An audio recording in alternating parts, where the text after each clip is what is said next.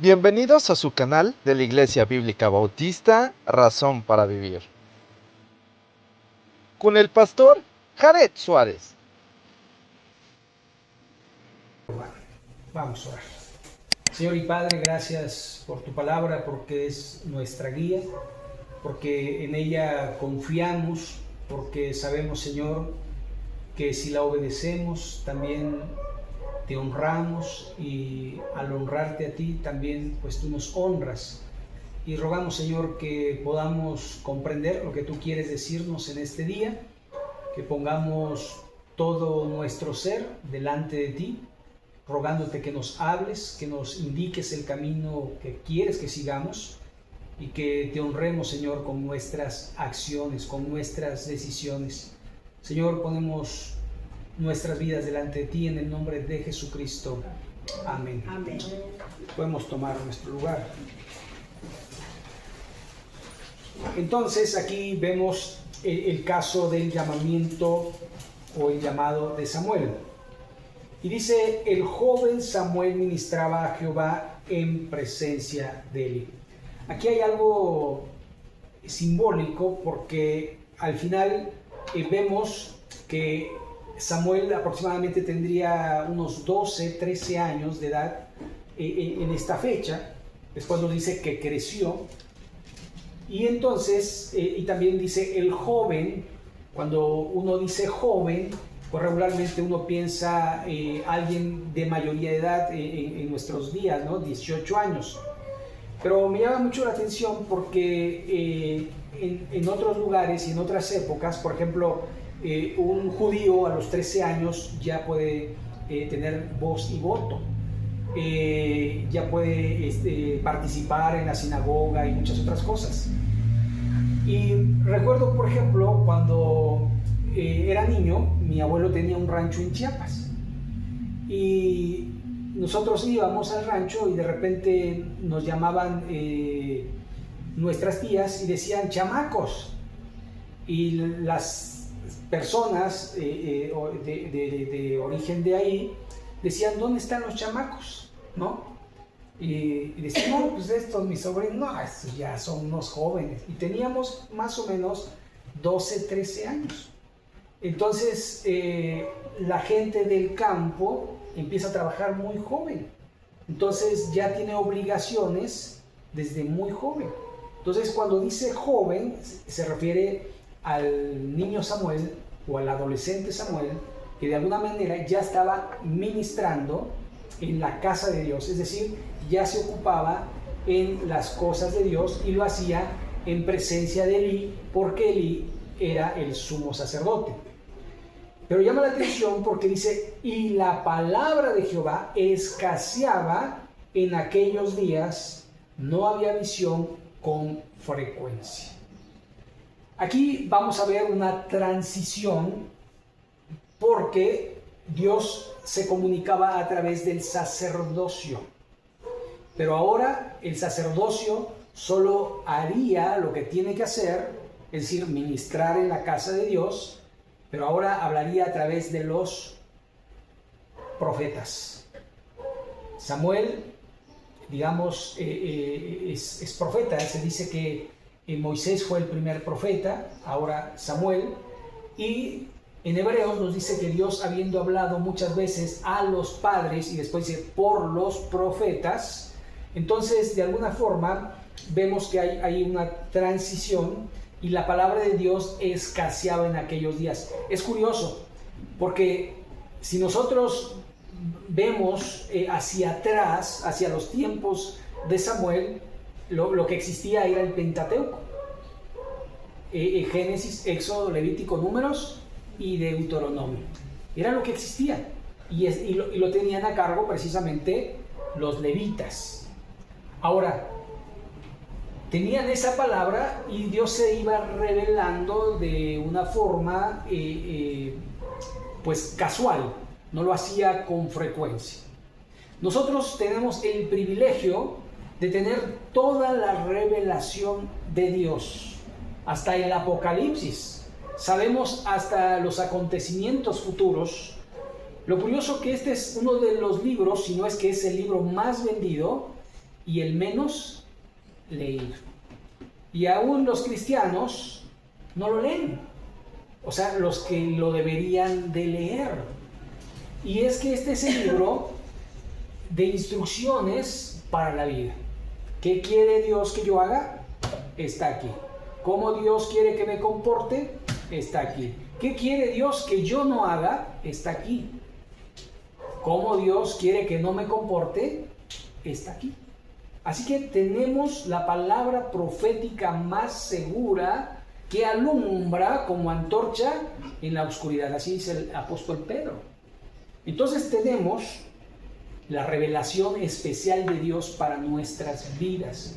Pero en aquellos tiempos escaseaba la palabra de Dios. Ahora abunda la palabra de Dios. Y recuerde que la palabra de Dios es poder. Es poder para salvación, pero también poder para transformación de vidas. Y la primera vida que tiene que ser transformada es la mía. Es la de usted. ¿Sabe? Queremos cambiar el mundo. El mundo empieza a cambiar cuando yo cambio. Y tengo que buscar que mi vida sea agradable a Dios.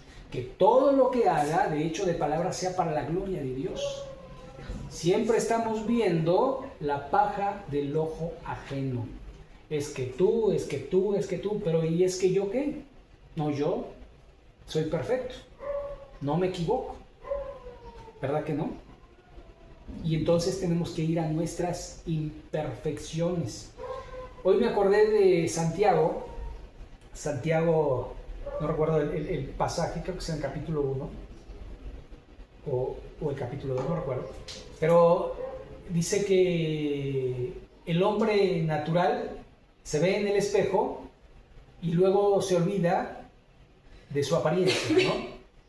Entonces hoy me pasó una cosa curiosa, ¿no? Porque me vi en el espejo, vi que estaba despeinado, los pocos pelos que tengo, y me bajé y todo, y de repente dije, creo que se me olvidó, y ya subí a peinar.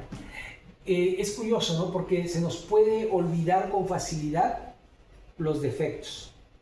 Ahora, no hablo de los defectos superficiales, porque no hubiera importado si vengo despeinado. Lo que importa es el interior. Porque el hombre mira lo que tiene delante, pero Dios, ¿qué mira? El corazón. ¿Y se acuerda que dice Jeremías acerca del corazón? Que es que engañoso y perverso. ¿Quién lo conocerá? Dios, el que pesa los corazones. Entonces es importante que nosotros trabajemos en nuestro interior, en el ornato interno, porque muchas veces trabajamos en lo exterior, cómo me veo, ¿no? Yo en el espejo y decía, qué bien te ves. Y adentro, ahí no vemos. ¿Cuándo fue la última vez que viste en tu interior? Bueno, el salmista en el Salmo 139, él hacía este ejercicio y decía, examíname, oh Dios, y conoce mis pensamientos y ve si en mí hay camino de perversidad y guíame por el camino eterno. Entonces yo voy a Dios y le digo, Señor, muéstrame. Y el Señor te muestra. Te dice, mira, pam, pam, pam, pam, pam, pam, pam, pam, pam, pam. Pero después, ¿qué vas a hacer con eso? Vas a decir, Señor, gracias por decirme cómo soy. Es como si usted fuera al médico y se hiciera un chequeo y el doctor le dijera, bueno, usted tiene esto, esto y esto, pero no le diera tratamiento para sanar. Es decir, váyase a casa, ya sabe lo que tiene, pero no le da una receta de medicamentos o de lo que tiene que hacer, o de qué dieta tiene que llevar, etcétera, etcétera. Solo le da, digamos, el diagnóstico. Y nosotros conocemos el diagnóstico de nuestra alma. El único detalle es que no hacemos nada para que nuestra alma se someta a la voluntad de Dios, al Espíritu Santo que mora en nosotros. Entonces tenemos abundancia de la palabra. ¿Qué hacemos con la palabra de Dios? ¿Qué estamos haciendo? ¿Es nuestro alimento diario? ¿Estamos purificando nuestra mente con la palabra de Dios? Porque así es como se renueva la mente. Por medio de la renovación de vuestra mente, por medio de la palabra de Dios. Ahora sigue diciendo el texto en el verso 2. Y aconteció un día que estando Elí acostado en su aposento, cuando sus ojos comenzaban a oscurecerse, de modo que no podía ver, es decir, Elí estaba perdiendo la vista, porque es natural en la vejez. No sé, yo me acuerdo cuando iba a ver a mi bisabuela, que tenía 90 y tantos años, casi 100, y ya no veía. Entonces, me acuerdo, éramos chiquitos, ¿no? Entonces, acércate, mijo, y ya nos acercábamos y nos palpaba, ¿verdad? Y este hijo de quién es, ¿no? Y preguntaba, y etcétera, etcétera. Y bueno, en la vejez se pierde la vista, pero hay visión de joven que está nublada, y es la visión espiritual. Y nosotros debemos pedirle a Dios que quite la venda que hay en nuestra mente, en nuestra vista, para ver claramente lo que Dios quiere. Hay una ceguera espiritual para aquellos que no conocen de Cristo, porque dice que Satanás ha cegado el espíritu de su entendimiento para que viendo no vean y oyendo no entiendan. Pero Dios puede hacer esa obra de dar vista a los ciegos espiritualmente. Así que nosotros tenemos que hacer nuestra labor. Ahora, verso 3 dice: Samuel estaba durmiendo en el templo de Jehová, donde estaba el arca de Dios, y antes que la lámpara de Dios fuese apagada. Aquí vemos que habla de un templo. Obviamente no es el templo, porque el primer templo se erigió por Salomón. Este es el lugar donde estaba el tabernáculo de Dios. Ustedes recuerdan, estaba el arca, se hacía un tabernáculo con tiendas, y en el Éxodo se movía en un lugar a otro, pero después Dios escogió un lugar, y ahí donde Dios escogía, ahí se quedaba, y ahí era la casa de Dios. Entonces el templo era la casa de Dios, y dice: antes que la lámpara de Dios fuese apagada. Es una lámpara que los sacerdotes tenían que mantener prendida siempre, pero un día se apagó la lámpara. ¿Por qué? Porque la gloria de Dios se fue de ese templo.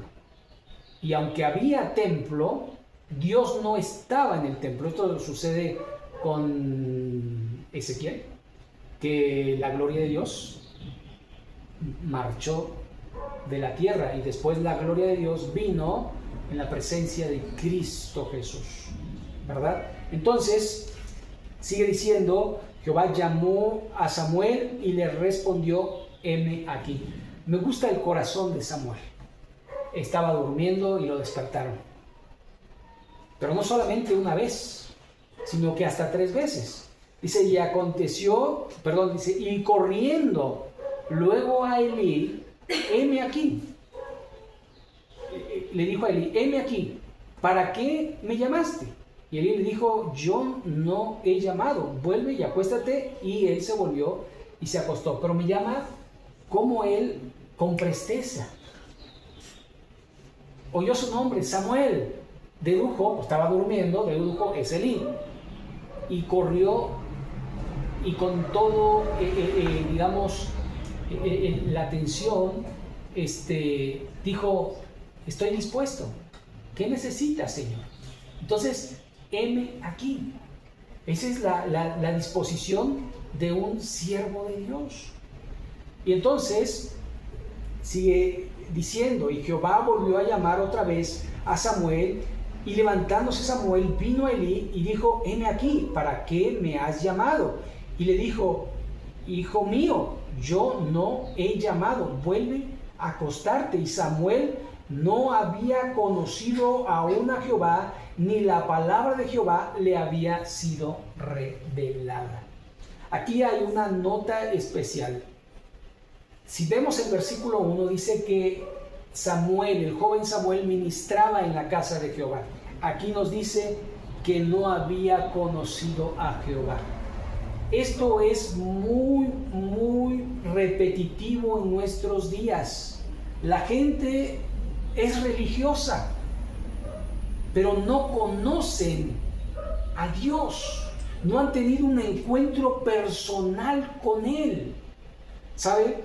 Allí cuando usted ve, por ejemplo, a pastores, voy a hablar de pastores, no voy a hablar de las otras religiones, cuando ve pastores que están haciendo cosas inadecuadas, esas personas no conocen a Dios. Dicen conocer. ¿Por qué? Porque Jesús lo marcó muy, muy claro. En esto conocerán que son mis discípulos. Y hay una forma visible de ver a los discípulos verdaderos de Cristo. Y es a través de sus obras, de su accionar. No sé si algún día le han dicho, ¿y eso que dices que eres cristiano? ¿No? ¿No le han dicho eso? A mí sí me lo han dicho. Porque a veces tenemos comportamientos que no son de hijo de Dios, que no son de cristianos. ¿Sabe? Tenemos que ver nuestra vida para saber si andamos en el Señor, porque el apóstol Pablo dice que debemos de examinarnos si estamos en la fe. Porque no todo el que me dice Señor, Señor entrará en el reino de los cielos. Así que es importante que nosotros sepamos si somos salvos o no. Porque podemos cantar, podemos tener la Biblia, podemos bautizarnos. Pero Jesús dijo, en aquellos días, en los postreros tiempos, vendrán hombres amadores de sí mismos, diciendo, Señor, Señor, en tu nombre echamos fuera demonios, en tu nombre hicimos milagros, en tu nombre profetizamos. Mas yo os diré, apartaos de mí, hacedores de maldad. Entonces allí es donde uno tiene que saberse salvo, no porque alguien me lo dijo. Es curioso, ¿no? Porque a veces los pastores cometemos el error de decir, haz esta oración y serás salvo. No, la oración no te salva.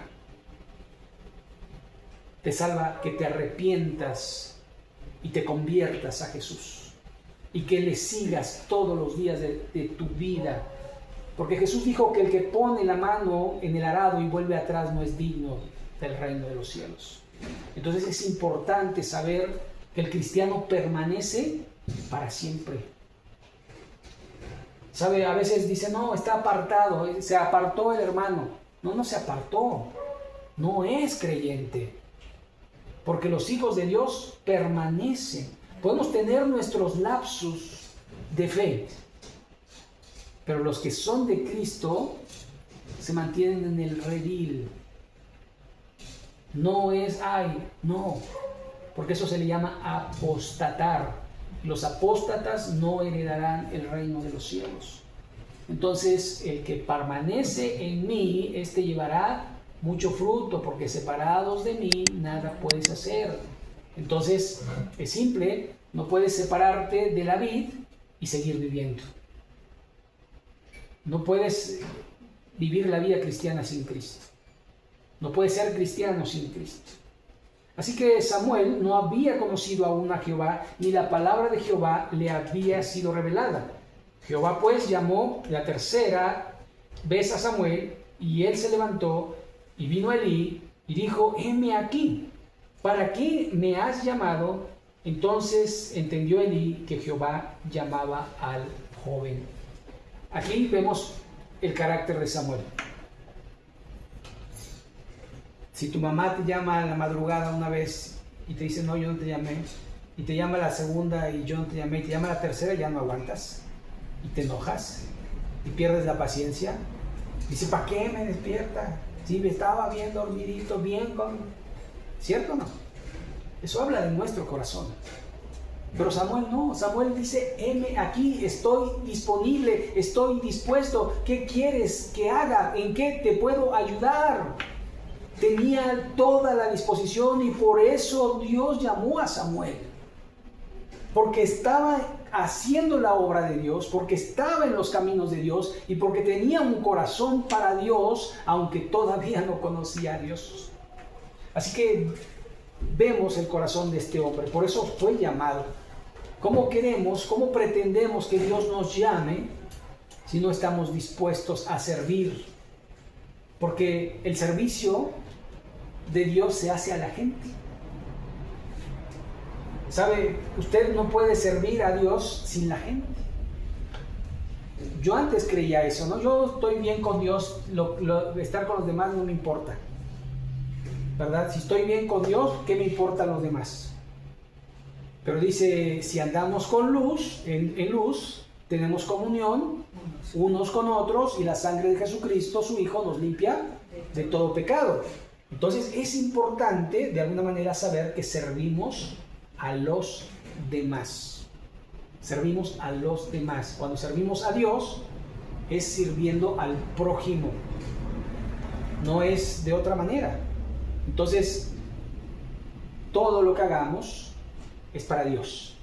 Entonces al esposo, a la esposa, a los hijos, a los padres, lo hacemos para Dios. No lo hacemos para la persona, lo hacemos para Dios. Y entonces viene a la vida un equilibrio y viene la paz de Dios que sobrepasa todo entendimiento. Así que sigue diciendo entonces el texto, verso 9, y dijo Elí a Samuel, ve y acuéstate, si te llamare dirás, habla Jehová, porque tu siervo oye. Y así fue Samuel y se acostó a su lugar. Y vino Jehová y se paró y llamó como las otras veces, Samuel, Samuel. Entonces Samuel dijo, habla porque tu siervo oye. Y eso es algo que nosotros debemos hacer todos los días. Habla porque tu siervo oye, porque tu sierva oye. Señor, ¿qué quieres decirme hoy? Y ese es nuestro devocional, ese es nuestro pan diario de cada día. Cuando esperamos que la palabra de Dios hable a nuestro corazón, a nuestra alma, a nuestro ser, para que honremos y glorifiquemos a Dios ese día. Así que habla porque tu siervo oye, la disposición de este hombre. Ahora, una de las cosas que vemos aquí es repetitivo el nombre Jehová. Este nombre no se menciona. De hecho, es una mala traducción, ¿verdad? Porque no debería estar el nombre de Dios, porque el nombre de Dios es impronunciable, ¿verdad? Los judíos hasta la fecha le llaman Adonai, ¿verdad? Y no mencionan el nombre de Dios, pero aquí se menciona, y es curioso, ¿no? Porque el mandamiento era, no mencionarás el nombre de Jehová tu Dios en vano, o sea, por cualquier cosa. Y entonces, de hecho, si ustedes ven en el Nuevo Testamento, la palabra Jehová no existe. Y entonces es Señor, es Padre y es Cristo. Y por eso, de alguna forma, vemos acá que hay ese tanto Jehová, que parece que se nombra a Dios en vano, pero es una traducción. Ahora, sigue diciendo el texto, verso 11, y Jehová dijo a Samuel, he aquí, haré yo una cosa en Israel, que quien la oyere le reteñirá ambos oídos. O sea, Dios empezó hablando fuerte y le dijo, prepárate porque tus oídos se van a reteñir. Y Samuel estaba dispuesto. Y mire lo que dice, verso 12, aquel día yo cumpliré contra Elí todas las cosas que he dicho sobre su casa desde el principio hasta el fin, y le mostraré que yo juzgaré su casa para siempre por la iniquidad que él sabe, porque sus hijos han blasfemado a Dios y él no los ha estorbado. Y aquí vemos dos cosas. Uno, que la palabra de Dios se cumple, y si bien tardó un poco, pero se cumple, porque esto fue hasta que David sacó a todos los descendientes de Elí y ya dejaron de servir en el templo. Ahora, había una sentencia grande porque sus hijos no llegarían a la vejez, morirían jóvenes. Y de alguna manera vemos que la razón es porque Elí no había estorbado a sus hijos. Entonces vemos la importancia de, como padres, estorbar a nuestros hijos. Y nuestros hijos nos odian cuando los estorbamos. Porque dicen, tú no sé qué, porque tú ya estás grande, pero yo estoy joven y quiero disfrutar de la vida y no sé cuánto. Pero la Biblia dice, estorba a tus hijos, apóyalos en todo lo bueno y estórbalos en todo lo malo.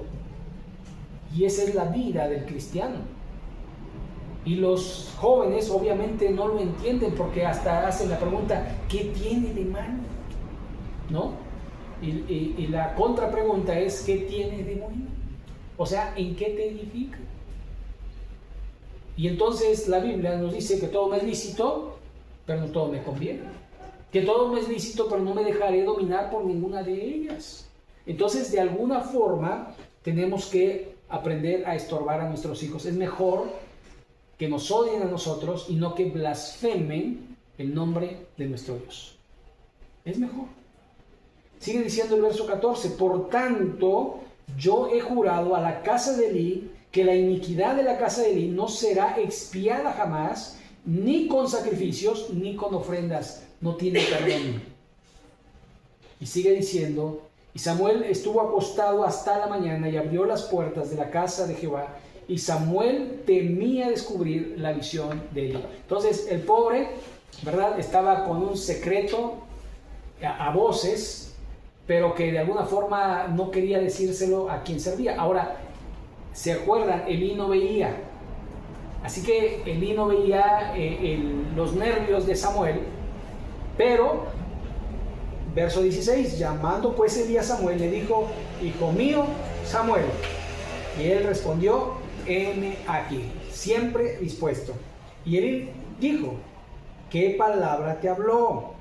Te ruego que no me la encubras. Así te haga Dios y aún te añada, si me encubrieres palabra de todo lo que habló contigo. Quiero saber la verdad. Y aquí, la verdad, como dicen, no peca pero incomoda. Y algo que tenemos que aprender es a decir la verdad, cueste lo que cueste. Ay, no le digan para que no, ay, no le digan para que, díganle. Porque la verdad se tiene que decir. Ahora, hay formas de decir la verdad. Hay formas de decir la verdad. Pero ocultamientos no tiene que haber, sino que se tiene que declarar la verdad. Y aquí Elí quería saber la verdad. Y Samuel se lo manifestó todo, sin encubrirle nada. Entonces él dijo, Jehová es, haga lo que bien le pareciera. De alguna forma, Elí lo que estaba haciendo era aceptando la voluntad de Dios. ¿Cómo un hombre podía luchar contra Dios? ¿Tú puedes acaso cambiar la voluntad de Dios? ¿Saben? En alguna ocasión oí esta frase de un maestro de instituto bíblico y dijo, no por mucho orar cambiarás la voluntad de Dios. Es curioso porque nosotros oramos y queremos cambiar la voluntad de Dios. Y la parábola o el relato que más nos gusta es el de la viuda importuna, ¿verdad? Importunaba hasta que Dios le dijo, bueno, ya, toma lo que quieres. Pero ¿sabe? Cuando Dios ha decidido algo, no hay manera. Sin embargo, dice la Biblia, orad. Orad. Porque tú no sabes cuál es la voluntad de Dios. Tú no sabes el final de los acontecimientos.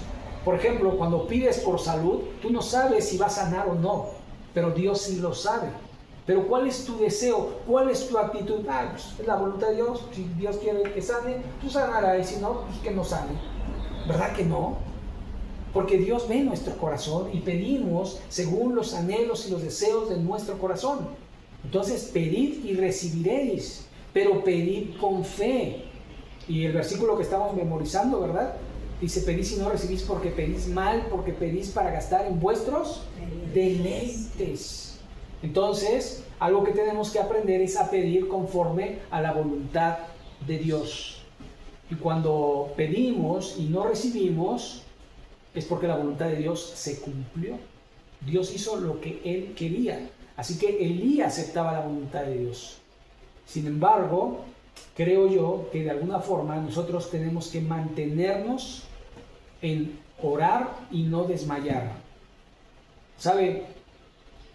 Dice, porque a su tiempo segaremos, si no, desmayamos. Así que no nos cansemos de hacer el bien, porque a su tiempo segaremos si no desmayamos. Entonces es importante. Así que sigue diciendo el verso 19, y Samuel creció, es decir, era niño, Samuel creció, y Jehová estaba con él, y no dejó caer a tierra ninguna de sus palabras. Y mire que tenía pocas palabras, y no dejó caer ninguna, valoraba todas las palabras de Dios. Nosotros tenemos mucha palabra de Dios. ¿Qué hacemos con las palabras de Dios? ¿Las echamos en tierra? ¿Las echamos en saco roto? ¿O buscamos que la palabra de Dios se cumpla en nuestra vida? Verso 20, y todo Israel desde Dan hasta Beerseba conoció que Samuel era fiel profeta de Jehová. ¿Saben? El cristiano se conoce por sus obras. El hombre de Dios se conoce por sus obras. Si nuestras obras son contrarias a lo que Dios dice en su palabra, entonces ¿cómo podemos declararnos hijos de Dios? ¿Cómo podemos declararnos cristianos si no vivimos como cristianos? Entonces es importante que demos testimonio de que si somos hijos de Dios, pues andamos como hijos de Dios, hablamos como hijos de Dios, actuamos como hijos de Dios. Y eso tiene que estar en nuestra mente siempre. ¿Cuándo eres cristiano? Domingo en la mañana. No. Eres cristiano todos los días, los 365 días del año y también los bisiestos. Así que Dios quiere que demos testimonio siempre. Y primero en casa, porque en casa es donde hay más dificultad para mostrar el cristianismo. Pero si somos cristianos en casa, entonces podemos ser lumbrera en la calle. Dios quiere que demos testimonio y el buen juez por su casa empieza. Dice el verso 21, y Jehová volvió a aparecer en Silo, porque Jehová se manifestó a Samuel en Silo por la palabra de Jehová. Ya no a los sacerdotes, ahora a un hombre que había sido llamado a llevar y a dar la palabra de Dios al pueblo. ¿Pero por qué? Porque era fiel, porque estaba dispuesto a servir a Dios, a todo lo que Él le mandara. No importa que lo llamaran 3 veces en la noche, Él estaba en disposición. Y eso es lo que tenemos que aprender también, de que nuestro carácter no es, ay, ya te permití 3, la cuarta ya no. Es siempre. ¿Hasta cuántas veces he de perdonar a mi hermano que peca contra mí? ¿Hasta 70 veces? Hasta 70 veces 7 has de perdonar a tu hermano que te ofende. Y esta es la palabra de Dios. Amén, hermanos.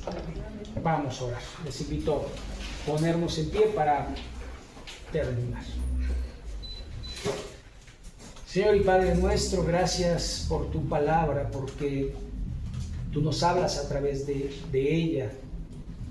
Y rogamos, Señor, que nos ayudes a estar en tus cosas para que podamos escuchar tu voz, para que podamos ser desafiados en nuestra vida a seguirte y a servirte. Señor, muéstranos nuestros pecados que son ocultos, guíanos por tu senda, ayúdanos a honrarte y a glorificarte y a dar testimonio de que somos hijos tuyos. Señor, muéstranos el camino en el que debemos andar y fija sobre nosotros tu rostro. Y en el nombre de Jesucristo. Amén.